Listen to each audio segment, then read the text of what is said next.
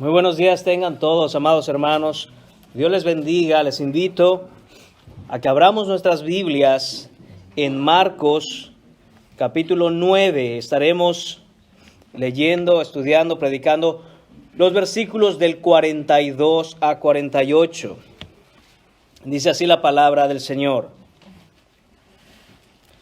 Cualquiera que haga tropezar a uno de estos pequeñitos que creen en mí, mejor le fuera si se le atase una piedra de molino al cuello y se le arrojase en el mar. Si tu mano te fuere ocasión de caer, córtala. Mejor te es entrar en la vida manco que teniendo dos manos ir al infierno, al fuego que no se puede apagar, el fuego que nunca se apaga. Y si tu pie te fuere ocasión de caer, córtalo. Mejor te es entrar a la vida cojo que teniendo dos pies ser echado en el infierno, al fuego que no puede ser apagado, donde el gusano de ellos no muere y el fuego nunca se apaga. Y si tu ojo te fuere ocasión de caer, sácalo. Mejor te es entrar en el reino de Dios con un ojo, que teniendo dos ojos ser echado al infierno, donde el gusano de ellos no muere y el fuego nunca se apaga. Oremos. Señor Padre bueno, te damos las gracias por tu misericordia, Señor, de dejarnos tu palabra. Gracias, Señor, porque eres bueno y para siempre es tu misericordia. Nos dejaste, Señor, una clara advertencia en tu amor, en tu gracia. Nos has prevenido y advertido acerca de las consecuencias, Señor, de no arrepentirse. Señor, te pedimos en esta mañana, Padre Santo, que tengas misericordia de nosotros, pongas arrepentimiento y fe en nuestros corazones. Padre Santo, sobre todo, Señor, te pedimos, Padre Santo, te pido en el nombre de tu Hijo Jesús, que por su sacrificio en la cruz des vida a quienes están muertos.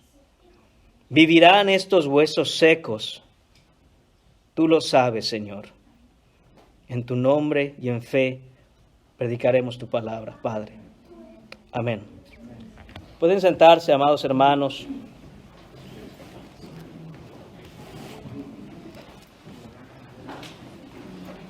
Este mensaje se titula Arrepentimiento Radical. Y debo comenzar esta mañana diciéndoles que los versículos que acabo de leer van más allá de lo imponente. Son más que impresionantes y muy alarmantes, amados hermanos. Es un desafío para mí en esta mañana exponerlos y explicarlos de tal modo que mi propia persona no se sienta amenazada por la profunda verdad que ellos contienen. Es un pasaje, como toda sección de la Biblia, lleno de verdad. Al mismo tiempo, esa verdad de la cual están llenos estos versículos son el arrepentimiento y el infierno. Necesitamos todos hoy una porción de gracia mayor para recibir esta verdad olvidada en nuestros días. Debemos orar al Señor que prepare nuestros corazones para abrazar su verdad, cual sea que Él hable. En antiguas generaciones de cristianos, los predicadores predicaban acerca del arrepentimiento y el infierno en sus sermones, a sus amados hermanos, a sus congregaciones, para advertir del inminente peligro del fuego eterno. Pero en nuestro tiempo, hoy en el siglo XXI, la doctrina del arrepentimiento y del infierno ha sido prácticamente desaparecida de los púlpitos cristianos. Y eso, hermanos míos, es la evidencia de la flaca y débil predicación de nuestro tiempo. Todo se hace para no ofender a la gente. La gente no quiere ni pensar en el infierno. Y si piensan en él, diluyen su realidad de tal manera que ya nadie tiene temor de llegar ahí. Eso es muy grave. ¿Cuántas personas hoy en día viven considerando la realidad de que sin fe en Jesucristo acabarán en el infierno? Probablemente nadie. Pero la pregunta es para usted, ¿cuántas veces ha pensado que usted sin Cristo terminará en el infierno? Un día cada uno de nosotros mirará la muerte cara a cara. El día se acerca, mis amados hermanos y amigos míos, en el que todos y cada uno de nosotros moriremos. Y justo después de morir, abriremos los ojos al mundo de la eternidad. Algunos a la vida eterna, mientras que otros al infierno eterno. La diferencia entre estos y aquellos es la fe en Jesucristo.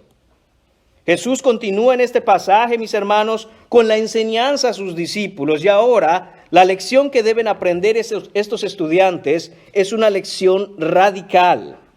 Todo se resume en abandonar tu pecado y seguir a Jesús o llegar al infierno. No hay puntos medios, no hay puntos neutrales, no hay una tercera opción. Así que veamos, hermanos míos, qué es lo que Jesús nos enseña en este pasaje. Punto número 1, la advertencia radical, versículo 42. Dice el texto: cualquiera que haga tropezar a uno de estos pequeñitos que creen en mí, mejor le fuera si se le atase una piedra de molino al cuello y se le arrojase en el mar. Esta es la advertencia, mis hermanos, que nos da Jesús a través del Evangelio de Marcos. Es una advertencia radical, intensa, directa, drástica. Y es que cuando leemos en este versículo, los pequeñitos, no significa literalmente niños, no significa infantes. ¿Quiénes son los pequeñitos de Jesús? Jesús nos dice en este versículo que son ellos los que creen en mí. Así es como Él dice. Jesús aquí se está refiriendo a los creyentes que aún vienen aprendiendo, que vienen comenzando en la vida cristiana, que son pequeños, que son bebés en la fe. Esto lo dice Jesús en contraposición a aquellos que han sido puestos en un lugar de liderazgo entre el mismo pueblo de Dios. Si bien es cierto, mis hermanos, que es necesario que todo creyente, que todo cristiano quite de sí su orgullo y se haga humilde, es aún mucho más necesario que aquellos hermanos mayores en la fe, aquellos que han crecido y que ahora han madurado, que han quedado en una posición de liderazgo, se aseguren de que su orgullo no vaya a ser causante de hacer tropezar de alguna manera a aquellos pequeños que aún vienen creciendo en la fe. Recordemos que el tema del orgullo es lo que ha dado pie a toda esta enseñanza que Jesús está dándole a sus discípulos. Jesús continúa hablando aquí de aquellos verdaderos creyentes. No está hablando aquí, hermanos míos, de algunas personas que de alguna manera están de acuerdo con las afirmaciones de Jesús. No, Jesús está hablando aquí de verdaderos y genuinos cristianos, aquellos cristianos que aún son bebés en la fe. Jesús los llama sus pequeñitos, esto es, sus hijitos, sus bebés. Cuánto amor y cuánta ternura del Dios Santo a pecadores arrepentidos. Cuánta necesidad hay en nosotros, hermanos, en nuestras almas, de ser amados con este amor que solo Jesús tiene por aquellos que Él ha salvado. ¿Quieren conocer el amor? ¿Quieren saber qué es el amor? La Biblia es clara. En esto conocemos el amor, en que aun siendo pecadores, Cristo murió por nosotros. Estos pequeñitos son aquellos recién nacidos por el Espíritu de Dios, por el Espíritu Santo, a la fe verdadera en Jesucristo. A estos es a quienes debemos cuidar mucho. Ese es el punto que está haciendo Jesús aquí. Y la mejor manera de cuidarlos es no haciéndolos tropezar. Los pequeños van creciendo y muchas veces caen, se raspan las rodillas, tienen accidentes, se golpean, tropiezan. Eso es parte de su desarrollo, eso es parte de su aprendizaje. Están aprendiendo, pero cuidado, no lo hagas tú tropezar. Ten cuidado de no hacer tropezar a uno de los pequeñitos de Jesús. Si por causa del orgullo o la arrogancia, el resentimiento o un sentimiento de superioridad de aquellos que se creen más grandes o se sienten mayores, uno de estos pequeñitos tropieza y cae, esto sería mejor hacer, dice Jesús. Jesús está haciendo una comparación aquí. Mejor le fuera si se le atase una piedra de molino al cuello y se le arrojase al mar. Eso, hermanos míos, es una gran carga y una gran responsabilidad que Jesús pone sobre sus discípulos.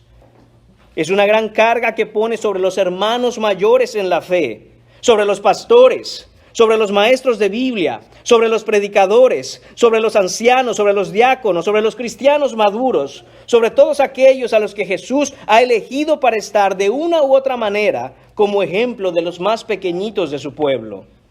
Nunca dejes, mi hermano, mi hermana, que tu corazón crezca en orgullo, en arrogancia, en resentimiento, en falta de perdón, en egoísmo, haciendo tropezar a uno de los más pequeñitos de Cristo. Ningún cristiano, hermanos míos, está libre de pecado, al menos no en este lado de la eternidad.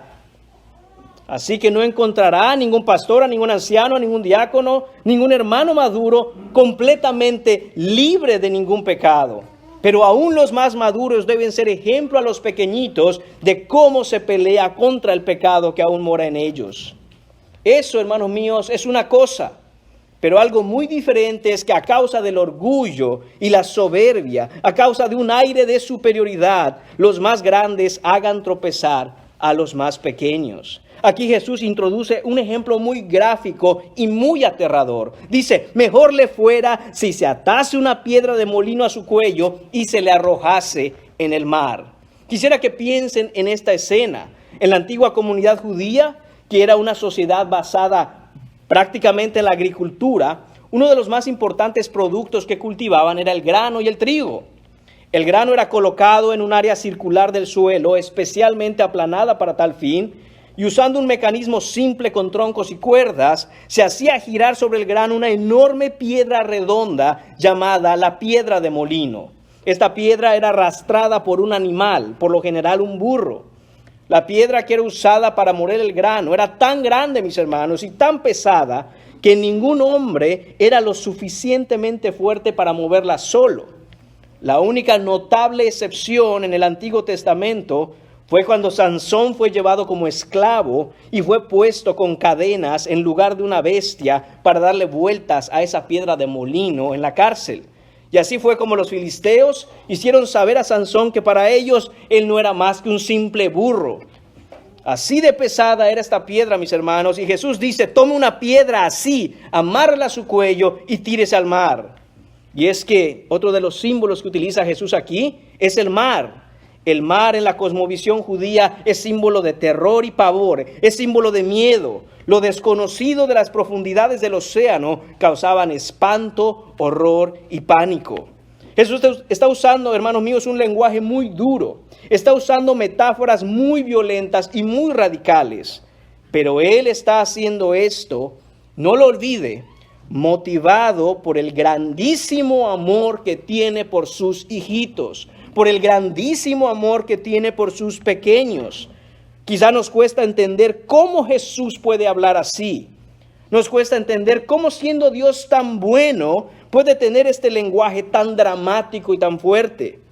Pero es que, hermanos míos, es precisamente debido a su infinito amor por sus pequeños que la respuesta natural y exigente de un Dios santo como lo es Él, es una molestia, es un enfado, es una ira igualmente infinita contra los que quieren dañar a sus hijitos. Hermanos míos, el Señor nos cuida, nos protege y vela por nosotros de una manera que nuestra mente es incapaz siquiera de comprender, al grado que Él lanza esta advertencia. Nadie se atreva a meterse con mis pequeños. Eso es lo que está diciendo Jesús aquí. Pero ahora Jesús va mucho más allá de esto. Y esto nos lleva al punto número 2 en esta mañana. Arrepentimiento radical. Versículos 43, la primera parte, 45, la primera parte, y 47, la primera parte. He seleccionado esos 3 versículos y hablaré de la primera parte de ellos para poder pasar después a la segunda parte de ellos en el punto número 3.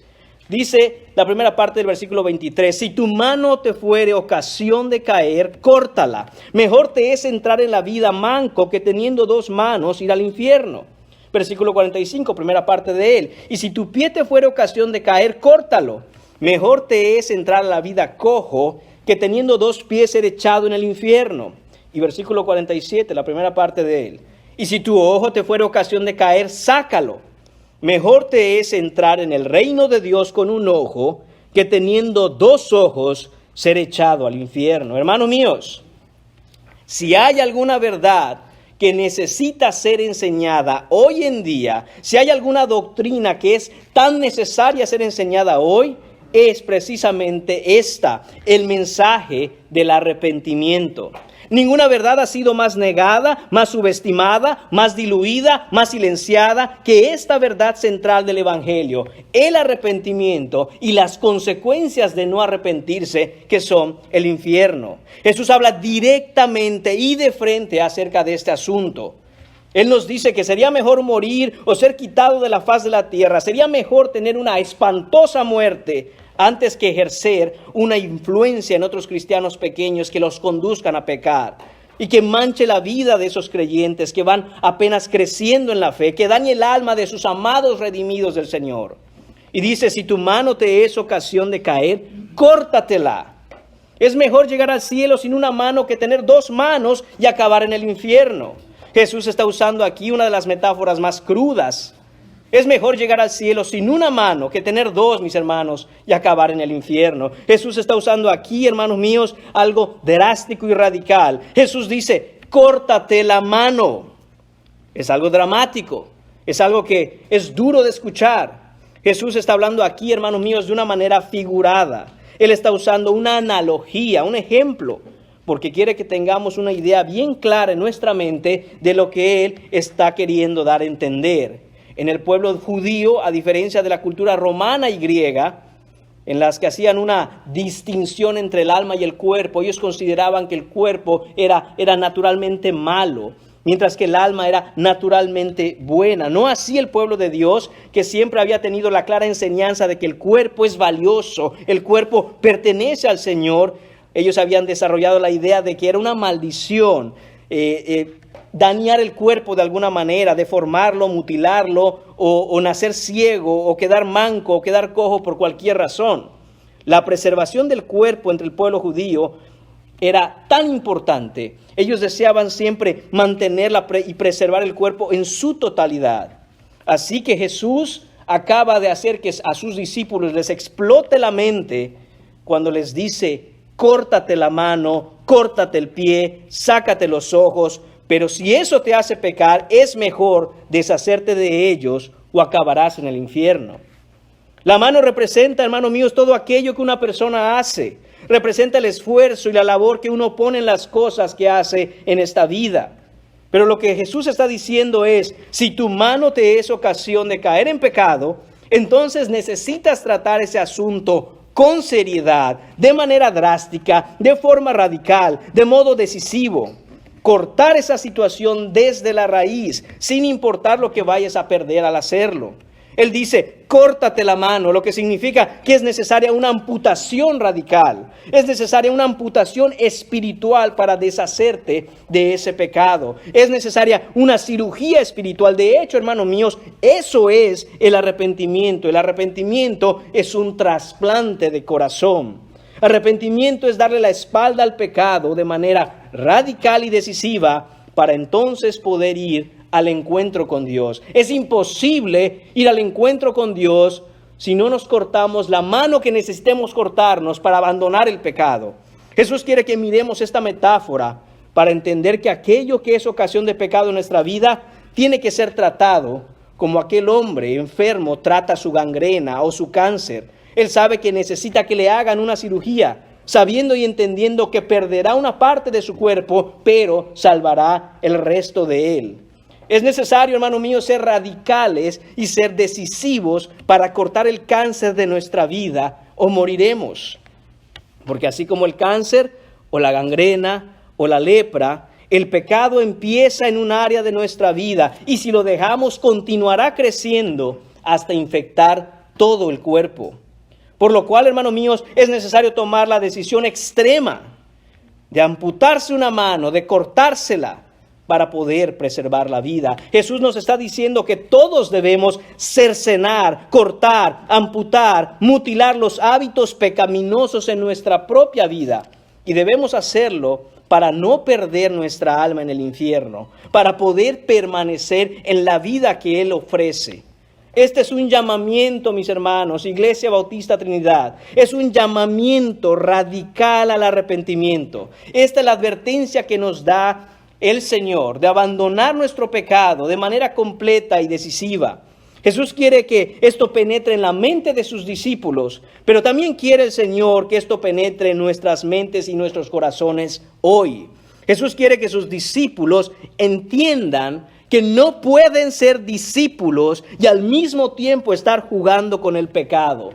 Y así hoy mismo, hermanos míos, el llamamiento que tenemos de parte del Señor hoy para nuestra iglesia es ese. Usted no puede decir, yo soy discípulo de Jesús y al mismo tiempo estar entreteniendo sus pecados. No puede usted estar coqueteando con ellos. No puede estar usted revisitando su pecado cada que se le antoje. O deja su pecado y sigue a Jesús o acabará en el infierno. El Señor quiere que entendamos eso hoy como iglesia. No podemos jugar con el pecado. Hay que cortarlo o vamos a morir.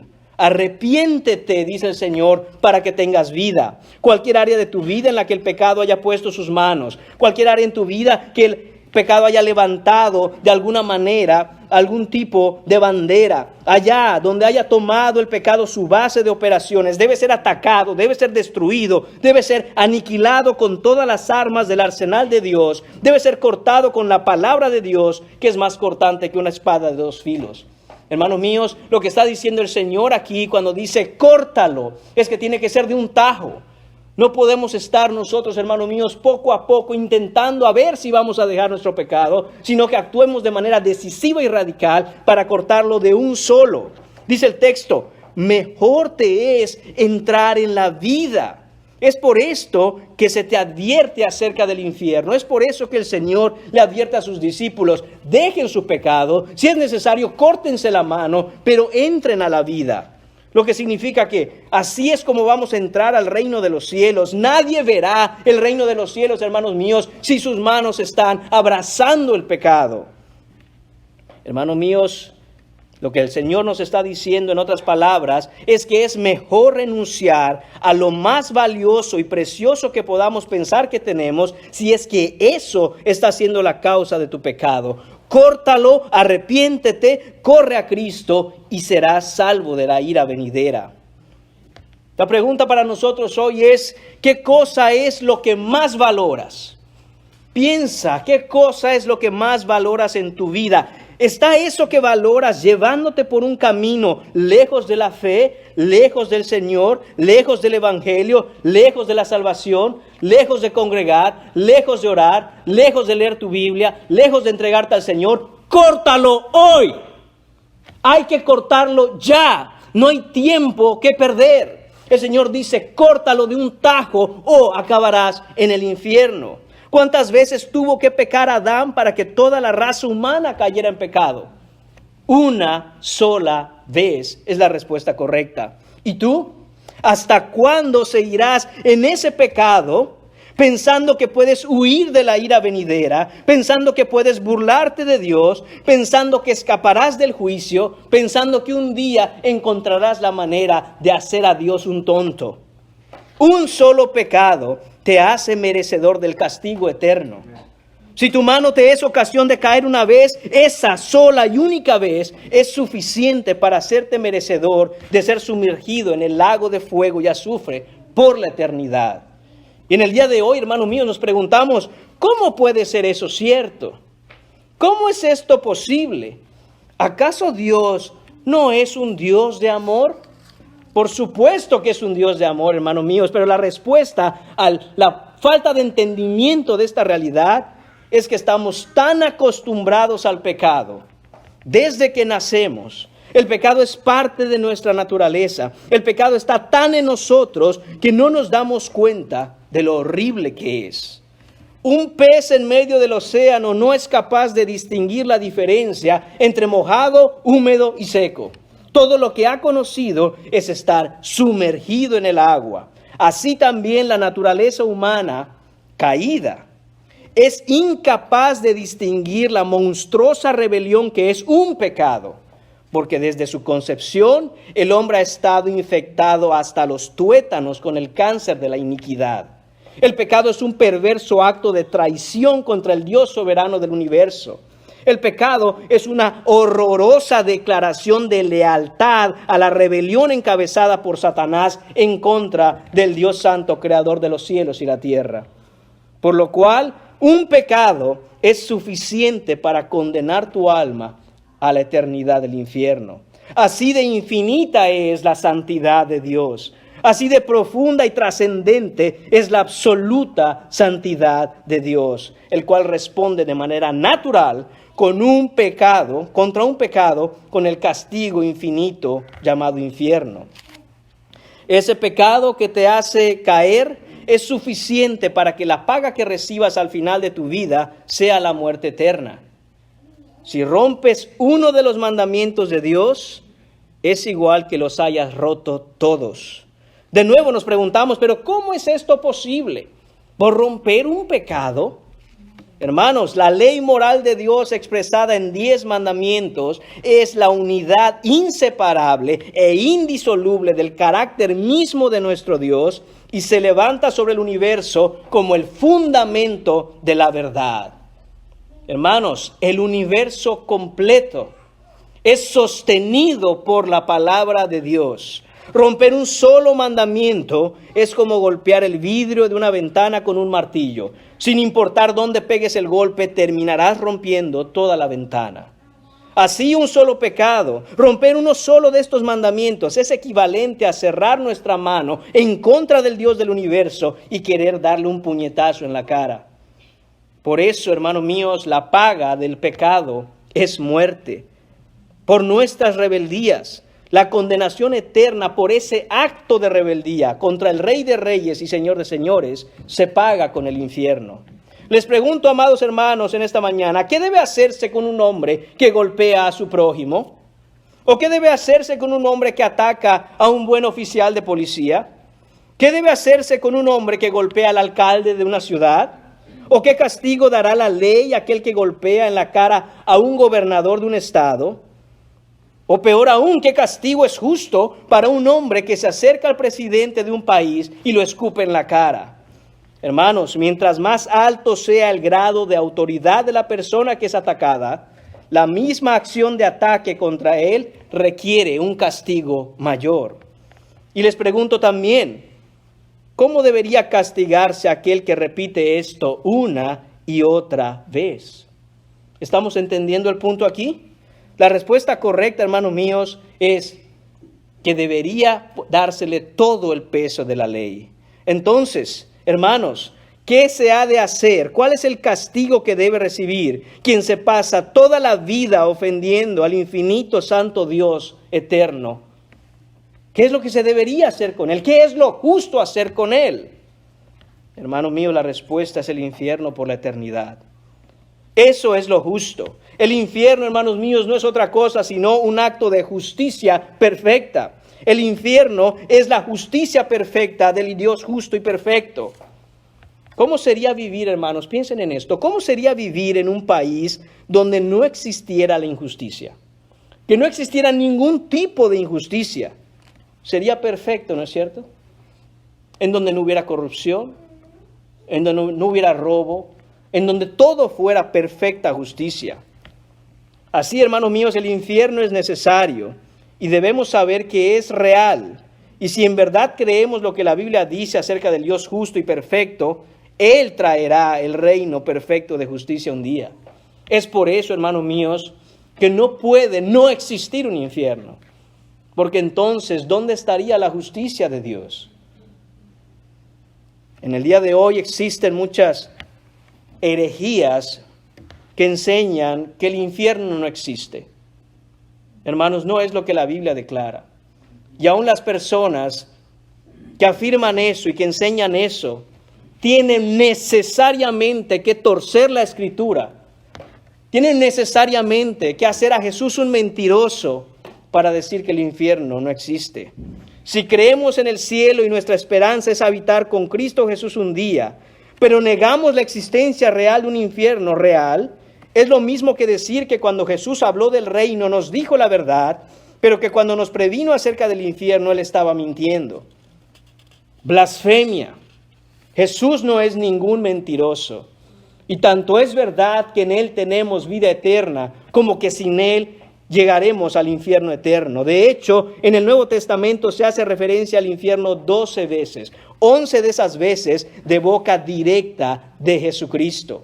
No fue Pablo, no fue Pedro, no fue Juan. Jesús mismo tomó este tema. Jesús mismo tomó de manera personal esta enseñanza y quiere que nosotros la conozcamos y la aprendamos. Y la razón, hermanos míos, me atrevo a pensar que probablemente el Padre quería asegurarse que respecto a este tema en particular, nunca tengamos ni la más remota posibilidad de decir que Jesús nunca lo dijo. Aquellos que niegan, como he dicho, esta doctrina del infierno, no entienden lo que es el carácter de Dios en su atributo de justicia. No entienden lo que es la gravedad y la doctrina del pecado. Y no entienden lo que es, hermanos míos, la misma naturaleza del infierno. Jesús mismo nos previene, nos lanza esta directa y radical advertencia. Haz lo que tengas que hacer, pero no acabes en el infierno. Corta con lo que tengas que cortar ya y ahora. Hermanos, solo por el Evangelio, solo por la fe en Jesús, solo por el poder del Espíritu Santo podemos cortar con el pecado en nuestra vida. La única manera en la que podemos escapar de llegar al infierno es por la fe en Jesucristo. Lo que está haciendo Jesús aquí, hermanos míos, es profundizar el asunto en cuanto no hacer tropezar a otros, no hacer tropezar a los pequeños. Y no solo habla de la influencia que podemos tener en los demás y hacerlos tropezar, sino que se enfoca en la raíz del problema. La fuente de esa mala influencia, el origen de esa situación es el pecado personal. Lo que ocasiona que alguien haga tropezar a un pequeño en la fe, del versículo 42, es la vida pecaminosa que algunos llevan, como en el versículo 43. Haces tropezar a otros porque tú mismo has tropezado ya. Para no hacer tropezar a otros, debes evitar tropezar tú mismo primero. En el versículo 45, Jesús expande esta metáfora y ahora pasa de la mano al pie. La mano tiene que ver con la actividad que hacemos. Los pies tienen que ver con el camino que tomamos, el rumbo que decidimos seguir hacia nuestro destino. El pie tiene que ver con el estilo de vida que hemos decidido seguir. Como nos dice Salmos capítulo 1. Versículo 1, bienaventurado el varón que no anduvo en consejo de malos, ni estuvo en camino de pecadores. Y cuando Jesús dice, córtalo, de nuevo, no está diciendo que literalmente haya que cortarnos los pies. Recordemos que Jesús está hablando metafóricamente. Lo que nos está diciendo es que seamos radicales en cambiar el destino de nuestra vida, que seamos radicales en cambiar nuestro estilo de vivir. Que seamos radicales en cambiar de camino, en cambiar del destino al que nos dirigimos y que le sigamos a Él. Eso es el arrepentimiento. Darle la espalda al destino al que te dirigías y ahora seguir a Jesús. Arrepentimiento es abandonar el camino que te conduce al infierno y caminar el camino de la salvación y la vida eterna. Y si tu pie te es ocasión de caer, dice Jesús, si tus pies te están llevando por el camino equivocado, si tus pies te están dirigiendo hacia la maldad, al pecado, córtatelos, deshazte de ellos. No continúes acercándote al infierno porque vas a caer en él y nunca podrás salir de ahí. Hermano, hermana, amigo mío que me escuchas, deja de darle vueltas al asunto, deja la indecisión, deja de consultarle al mundo si es bueno o no conservar tus pies. Si te son ocasión de caer, córtatelos ya. Córtalo, es imperativo, es una orden, está en presente, debes hacerlo ahora, está en primera persona del singular, tú córtalo, nadie más lo va a hacer por ti, nadie más lo puede hacer por ti, se tiene que hacer, lo tienes que hacer tú y lo tienes que hacer hoy, lo tienes que hacer ahora, el destino eterno de tu alma depende de ello. Porque si tu pie te es ocasión de caer, es mejor que te lo cortes y entres a la vida sin un pie que tener tus pies completos, tus dos pies, y quemarte en el infierno. Son muchos, hermanos, son muchos incontables, son muchos numerosos los caminos que llevan a la condenación, pero solo un camino lleva al cielo y su nombre es Jesucristo. Él dijo, yo soy el camino y la verdad y la vida. Nadie viene al Padre si no es por mí. El ojo, El ojo además tiene que ver con una ocasión de caer para algunos. Jesús no dice, si tu ojo te es ocasión de caer, hazte al tonto y mira para otro lado. Jesús no dice, si tu ojo te es ocasión de caer, cómprate unos lentes oscuros. Jesús no dice, si tu ojo te es ocasión de caer, ciérralos un rato. No, Jesús dice, sácatelo. Aunque tengas que usar tus propias manos, aunque sea muy doloroso, y va a ser doloroso, arráncate el ojo que te es ocasión de caer. De nuevo, esto es lenguaje figurado, pero no pensemos por ello, mis hermanos, que la realidad es menos intensa o menos radical. De hecho, siempre lo que un ejemplo significa es menor que la cosa real de la que se habla. Así que sácate el ojo es algo radical y necesario si te es ocasión de caer. El ojo aquí, hermanos, se refiere a todo lo que hay en el mundo, los deseos de la carne, los deseos de los ojos y la vanagloria de la vida que no provienen del Padre, sino del mundo. Los ojos son las ventanas por las cuales vemos y codiciamos y queremos y añoramos. Fantaseamos con lo que vemos, alimentamos nuestros deseos carnales. Si el apetito de tu carnalidad está siendo alimentado a través de aquello que ves, sácate los ojos y mata tu carne. Mortifica tu pecado ya. Es mejor estar tuerto, es mejor estar ciego y llegar sin ojos al cielo, que tener tus dos ojos y arder en el fuego que nunca se apaga. ¿Qué es lo que ama ver tus ojos? ¿Qué es lo que a tus ojos les encanta mirar? ¿Tus ojos aman ver pornografía? Córtatelos ya, sácalos, acaba con eso. Sé hombre y para ya. Tienes que parar hoy. Tienes que parar hoy, no hay tiempo para eso. Si eres un hombre de Dios, eso no puede estar en tu vida nunca más. Sácatelos o acabarás en el infierno. Esto no es para juegos. La advertencia de Jesús es radical. Para ya. Si tus ojos son la causa por la cual pecas contra el Dios Santo de una manera tan vil y tan horrible, tienes que ser radical, tienes que ser decisivo, tienes que parar ya, aunque tengas que sacarte los ojos. Hazlo si amas tu alma. Para poder encontrar el camino que conduce a la salvación, tienes que dejar el camino en el que andas hoy y tienes que venir al arrepentimiento. Tienes que dejar todo aquello que te está haciendo pecar. ¿Qué es lo que te hace pecar? Son las manos, son los pies, son los ojos. ¿Qué es lo que te está haciendo pecar? Córtalo ya, para de una vez. Es necesario antes de que llegues al infierno. Arrepiéntete radicalmente y no hay otro tipo de arrepentimiento. Arrepentirse radicalmente involucra un cambio de corazón, un cambio en la manera de pensar, un cambio en la voluntad misma que resulta en un cambio de vida. ¿Por qué tu vida no cambia? Porque no hay un cambio de voluntad, porque no hay un cambio de corazón, porque no hay un cambio en tu manera de pensar. Cambia tu manera de pensar y cambiarás tu modo de vivir. Y eso solo puede venir por el arrepentimiento, mis hermanos. El arrepentimiento fue el mensaje constante de la iglesia primitiva. A donde fuera que ellos iban, predicaban el arrepentimiento para perdón de pecados. Eso predicó Juan el Bautista, eso predicó Jesús, eso predicaron los apóstoles, eso predicó Pedro y Juan y Jacobo y Pablo, y eso predicó Felipe y Esteban y Bernabé y Silas. Y eso es lo que predicó la iglesia por siglos, y eso es lo que tenemos que predicar hoy. Hermanos míos, no es acepta al Señor Jesús en tu corazón, eso no está en la Biblia. Lo que está en la Biblia es arrepentíos y creed el Evangelio. Apártate de tu pecado y ven a Jesús, deja de pecar y sigue el camino de la salvación.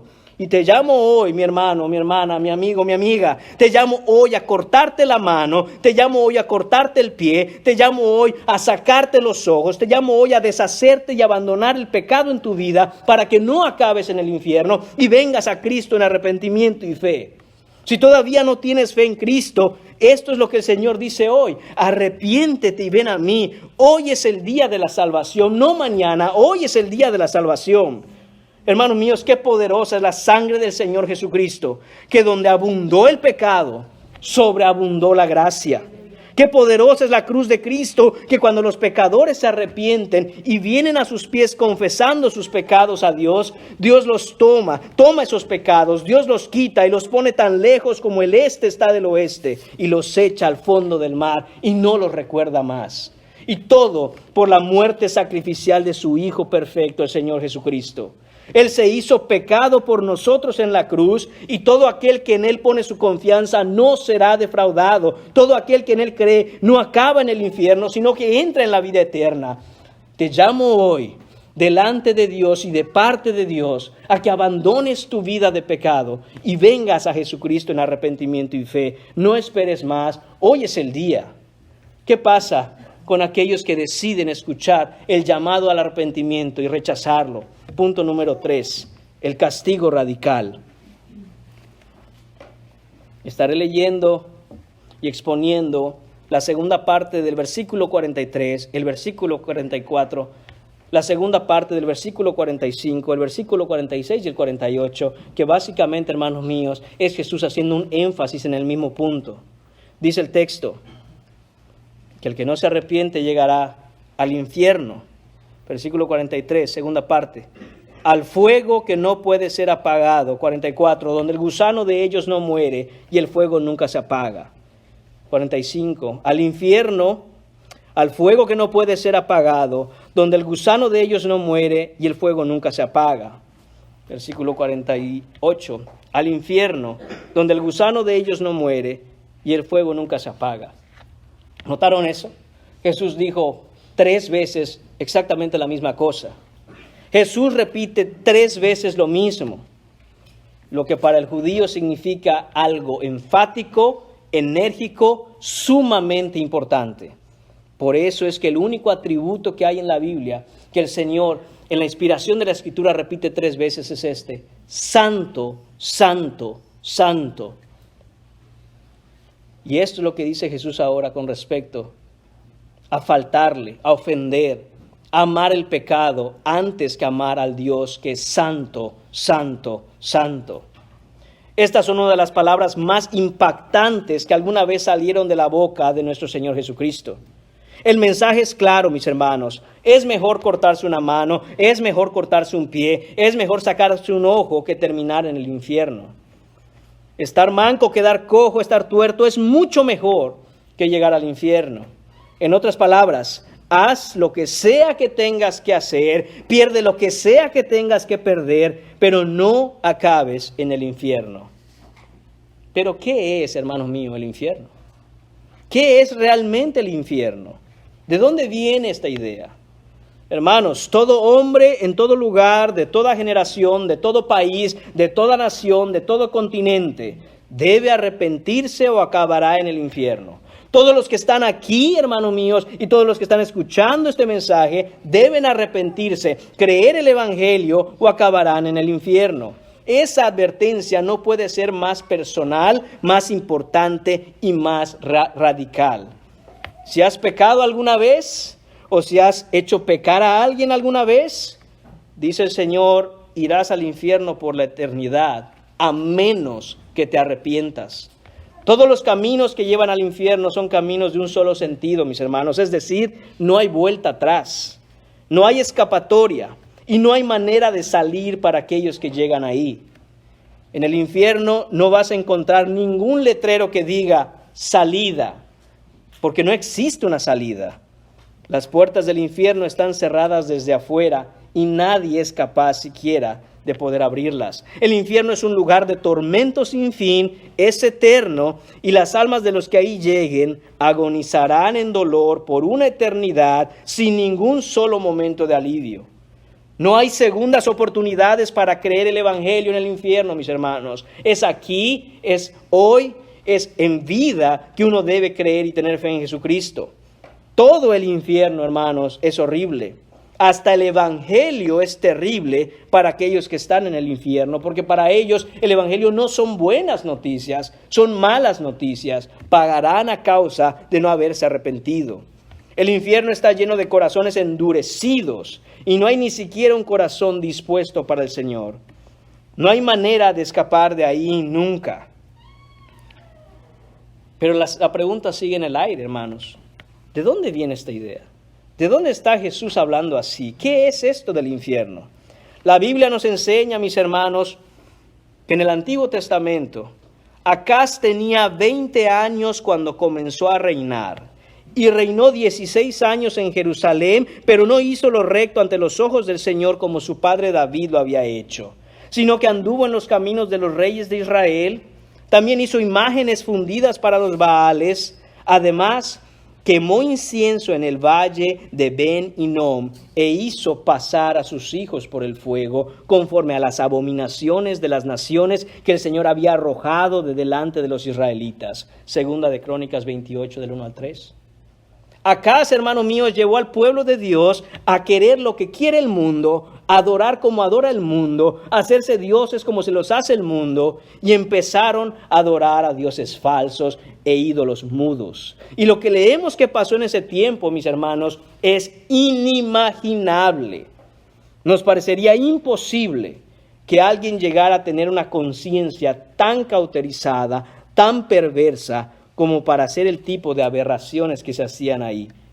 Las personas, el pueblo, quemaban vivos a sus hijos, quemaban vivos a sus bebés, todo para adorar al dios Baal. El rey Acaz reunió a la gente del pueblo alrededor suyo y les dijo: adoremos a Baal. Y la gente estuvo dispuesta a traer a sus hijos y sus hijas, a sus bebés de brazos, y los ofrecieron a los Baales en los lugares altos que el rey había construido con altares. Traían con ellos incienso para quemar en el altar, pero también traían a sus bebés, a sus niños y a sus niñas, y los tiraban en las hogueras que habían construido para darles a Baal y a Moloc lo que pedían. Ellos eran considerados los dioses del fuego.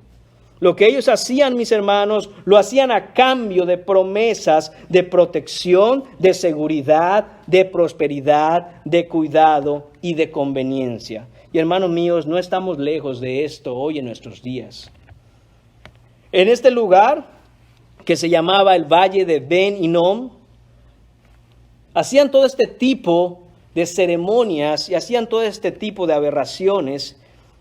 Después vino a conocerse como el Valle de Gehenna. Y esa es la palabra original que aparece en nuestro texto de esta mañana para la palabra infierno. Es la palabra Gehenna. Gehenna es un lugar de fuego en donde la gente arrojaba a sus bebés para quemarlos vivos en las llamas ardientes de los altares de los dioses Baal y el dios Moloc. Y mientras estas personas arrojaban a sus hijos, a sus bebés de brazos, se podían escuchar los gritos de los niños, lloraban a todo pulmón, pegaban alaridos horribles mientras ardían en el fuego. Esto es, hermanos míos, lo que pasa con una nación que decide seguir su camino alejada de la palabra de Dios. George Washington dijo: es imposible gobernar una nación sin Dios y sin Biblia. El pecado más grande que una nación puede cometer es rechazar a Dios y rechazar su palabra.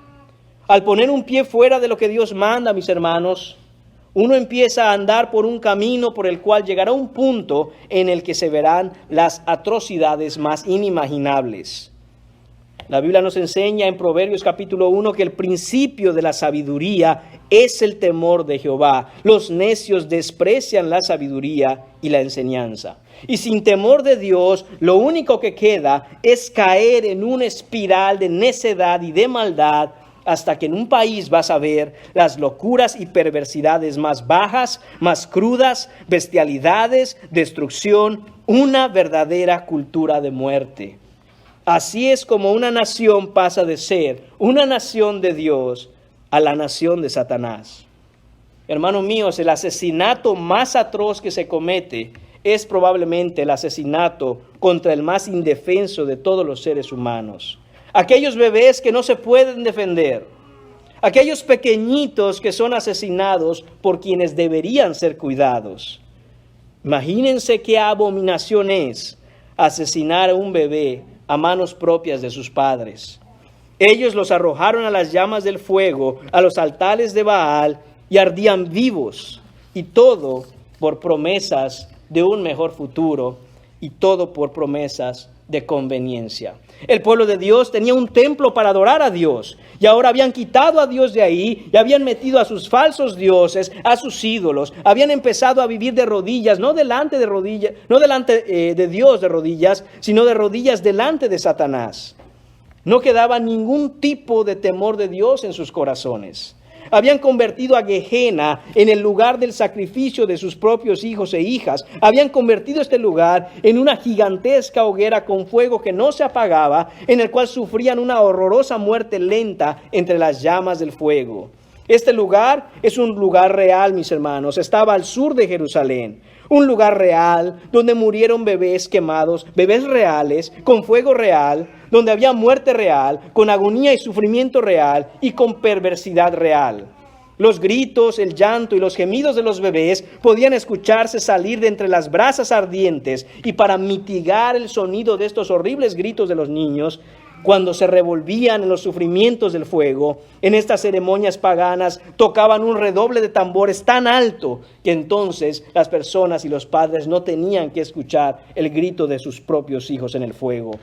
Esta descripción, amados hermanos, es la descripción, permítame insistir, de un lugar real. Esto no es hipotético, no es una condición o estado mental. Esto no son los horrores imaginarios de alguien. Esto es un punto en el mapa, un lugar geográfico específico donde se llevaban a cabo toda esta clase de atrocidades, el lugar donde eran quemados vivos los bebés. Con el tiempo, se empezó también a usar el fuego del valle de Gehenna como el basurero local. Es ahí donde tiraban toda clase de basura para ser quemada, toda clase de desperdicio, toda clase de animales muertos, incluso cadáveres humanos, excrementos animales. Todo esto, hermanos, nos empieza a dar una idea de lo que es Gehenna. Es un lugar con cadáveres de bebés quemados, es un lugar de basura, putrefacción, excrementos, es un lugar de fuego. Y en donde hay todas estas cosas, también vas a encontrar moscas, y donde hay moscas también habrá gusanos. Todo esto se encontraba ahí. Era un lugar apestoso y repulsivo. Es la escena más asquerosa que alguien puede imaginarse. Es grotesco, es perverso y repugnante. Pero Dios, bendito sea su santo nombre. Pero Dios, en medio de todo esto que estaba ocurriendo en su pueblo, levantó al rey Josías. Josías fue un buen rey, no como los antiguos reyes de Israel antes de él.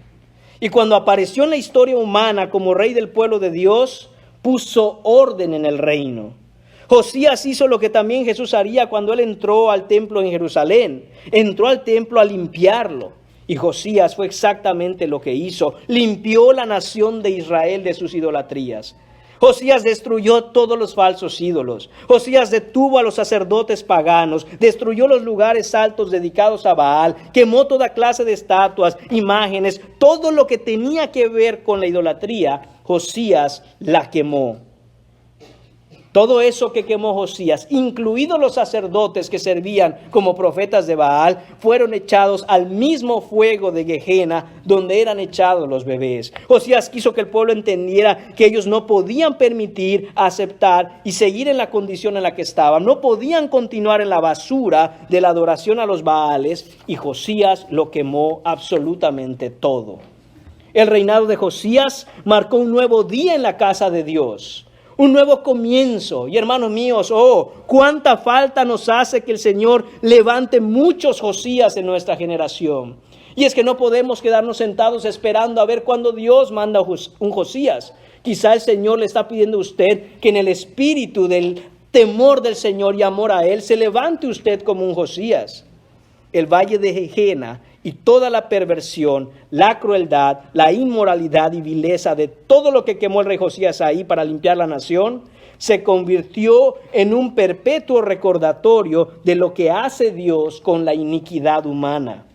Gehenna permaneció ahí como el horrible basurero perpetuo de la ciudad, el lugar donde era tirada la basura, el lugar donde acabarían todos aquellos que se atrevieran a ir detrás de los dioses falsos, a ir detrás de Baal, a ir sirviendo a Moloc. El fuego nunca paraba en Gehenna, pues constantemente había basura de la ciudad que terminaba ahí, y quemarla era la costumbre para deshacerse de ella. Siempre había algo quemándose ahí, lleno de basura, lleno de desperdicios, lleno de moscas y gusanos, y toda la ciudad continuamente alimentando el fuego con sus desperdicios y desechos. El apeste era insoportable, la imagen nauseabunda. Este lugar es repulsivo a cualquier persona, era espantoso, repugnante, grotesco, asqueroso. Y todo esto, hermanos míos, es la imagen, la metáfora, el ejemplo que usa Jesús para darnos una ligera idea de lo que es el infierno. Este es el lugar donde el gusano no muere y donde el fuego no puede ser apagado. Jesús está usando aquí, mis hermanos, un ejemplo con el cual sus discípulos están familiarizados. Cuando Jesús les dijo que acabarían en Gehenna si no cortaban el pecado de su vida, ellos tenían en mente exactamente el lugar del que Jesús hablaba. Algunas personas se preguntan si la descripción que encontramos en la Biblia acerca del infierno es literal. En lo personal, mis hermanos, dudo que sea literal, aunque es posible. Sin embargo, quiero dejar esto muy claro. Eso no trae ningún tipo de alivio. Estoy plenamente convencido por la Escritura que el fuego del infierno es muchísimo peor. Creo que es infinitamente peor y más horrible, porque el ejemplo nunca está a la altura de la realidad.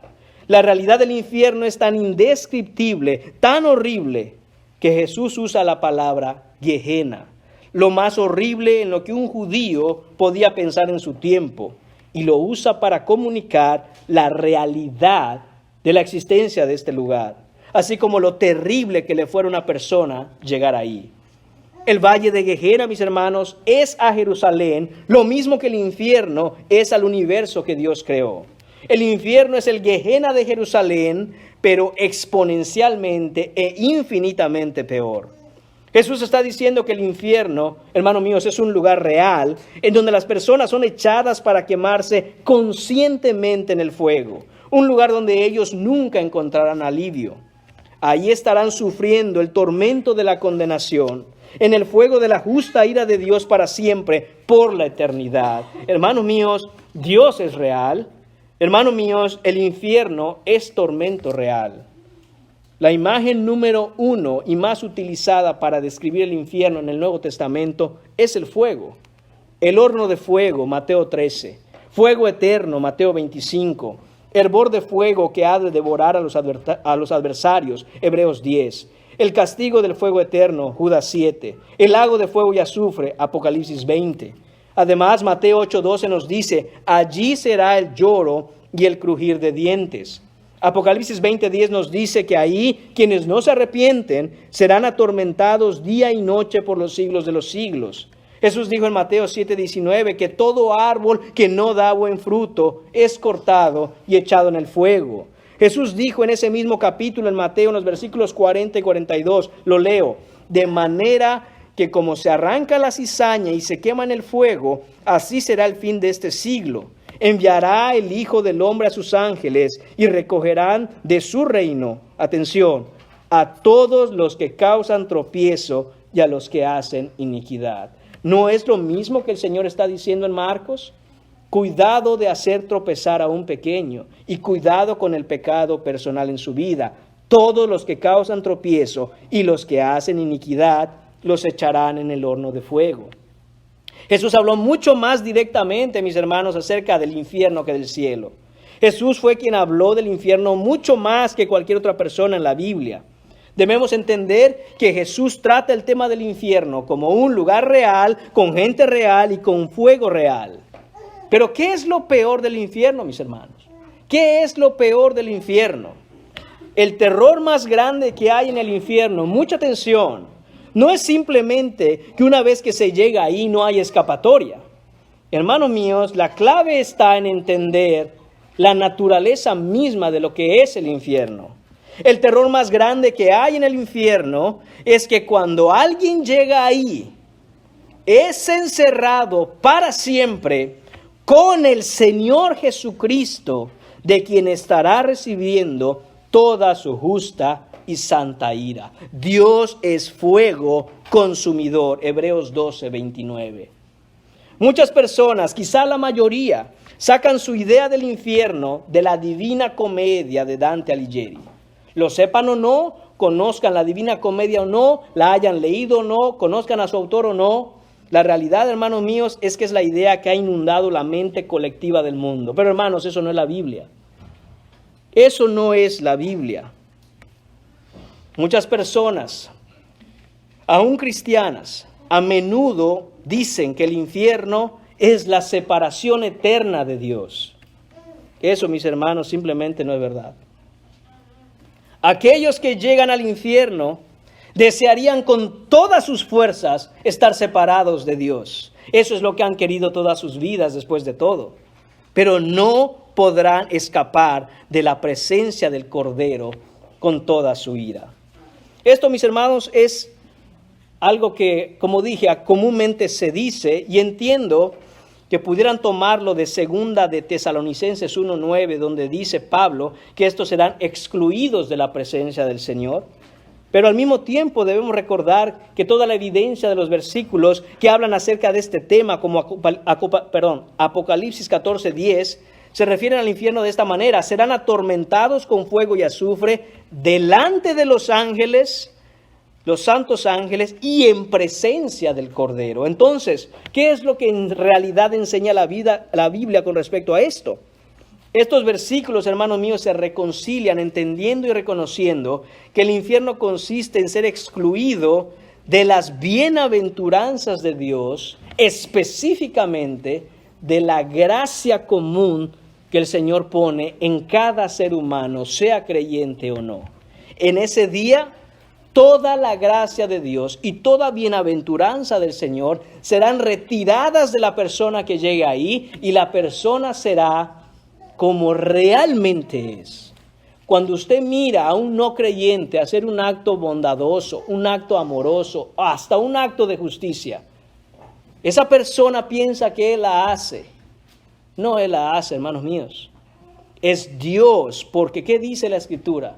Que toda buena dádiva y todo don perfecto provienen del Padre de las luces, en donde no hay mudanza ni sombra de variación. Pero ¿qué hace el inconverso? Dice, no es Dios, soy yo, porque yo soy bueno. No, tú no eres bueno. Si no fuera por la gracia general de Dios restringiendo tu maldad, tú te entregarías a seguir a Moloc y a Baal, como hizo el pueblo de Israel en el tiempo de Acaz. Pero es Dios quien derrama su gracia general para restringir la maldad. Pero ese día en el infierno, todo eso será retirado de la persona, y veremos a la persona realmente como es. Jesús, hermanos míos, es omnipresente y omnipotente, y no hay ningún lugar en el que Él no esté o Él no reine, incluido el infierno. Muchas veces tenemos la idea de que el que gobierna en el infierno es el diablo. No, mis hermanos, el diablo no tiene ningún tipo de autoridad en ningún lugar desde que Cristo murió en la cruz y lo venció para siempre. Él está derrotado. Quien gobierna el infierno es el Señor Jesucristo.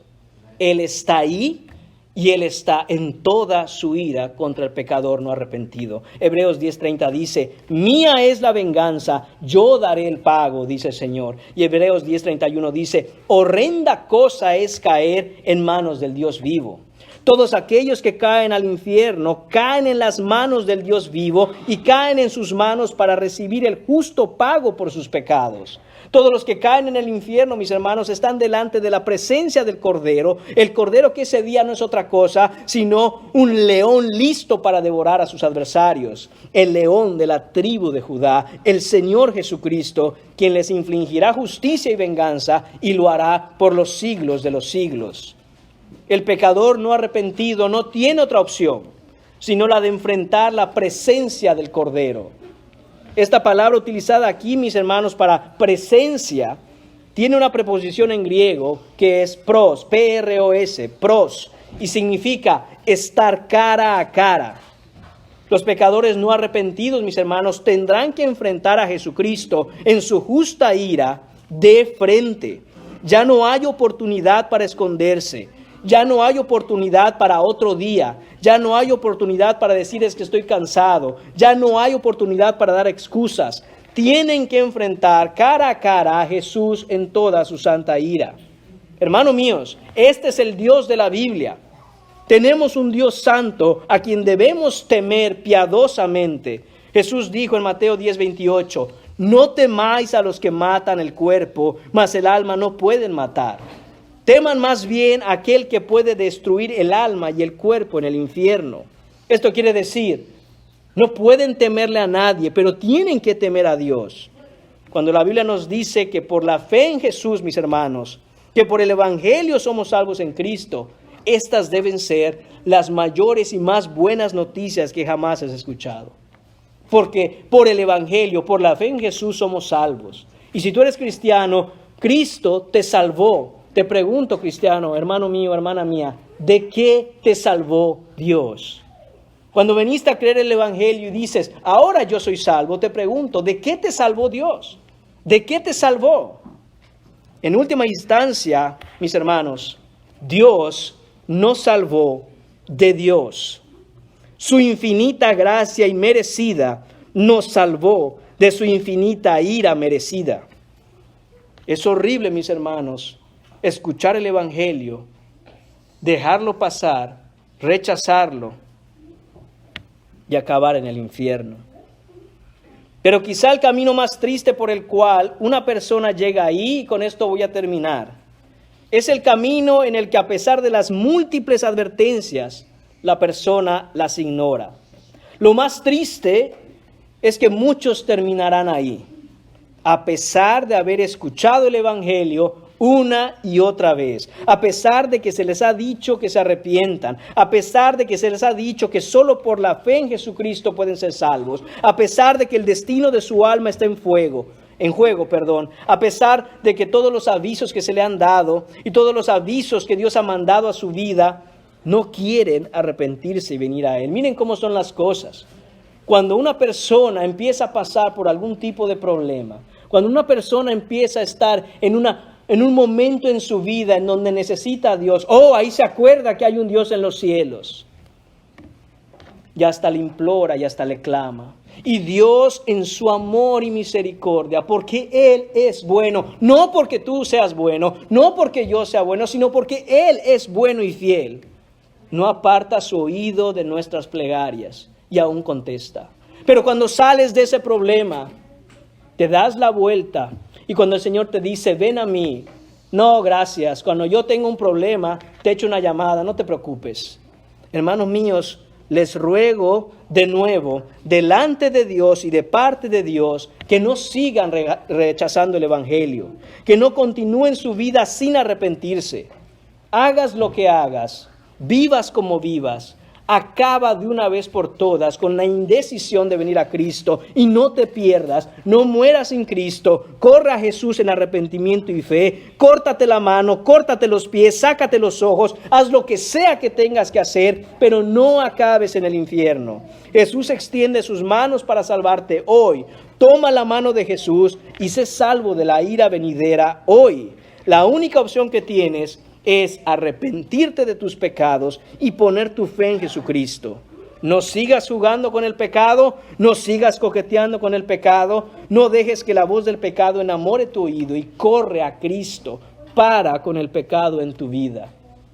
Ve a la Biblia y mira lo que la Biblia dice al respecto de cómo estás viviendo. Hay falta de perdón, hay egoísmo, hay orgullo, hay soberbia, hay resentimiento. ¿Qué hay en tu vida? Para con eso ya. Lo que muchas cosas llaman hoy por el mundo autoestima, no son otra cosa que egoísmo puro.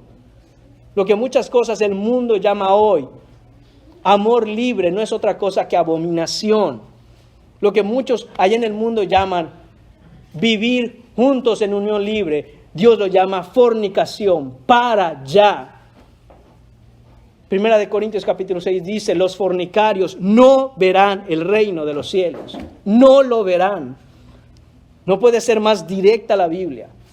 ni los adúlteros, ni los borrachos, ni los homosexuales, ni los afeminados, ni los fornicarios, no entran al reino de los cielos. Arrepiéntete, ven a Cristo hoy, entrégale tu vida a Cristo por fe, te lo pido por favor.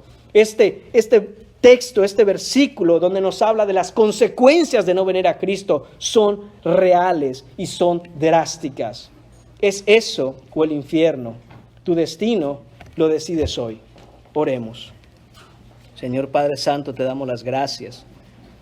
Gracias por tus advertencias, Señor, que vienen de la fuente de tu amoroso corazón, Señor, porque tú no te deleitas en la destrucción del impío. Tú, Señor, no quieres que ninguno se pierda, sino que todos procedan al arrepentimiento. Gracias, Señor, por advertirnos, Señor, porque si no lo haces tú, ¿quién, Señor? El mundo, Señor, nos quiere cegar, nos quiere dejar sordos para no oír las advertencias, pero tú las estás dando, Padre, en tu Hijo Jesucristo, quien vino, Señor, a anunciar este evangelio tan maravilloso para salvación. Padre mío, que corramos a ti, Señor. Tú dices, Señor, ajustemos cuentas, pongámonos a cuentas, Señor, que eso hagamos hoy en tu Hijo Jesús, ponernos a cuentas contigo, Señor, para que tengamos la certeza y la seguridad de nuestra salvación en ti. Te lo pedimos en el nombre de tu Hijo Jesús. Amén.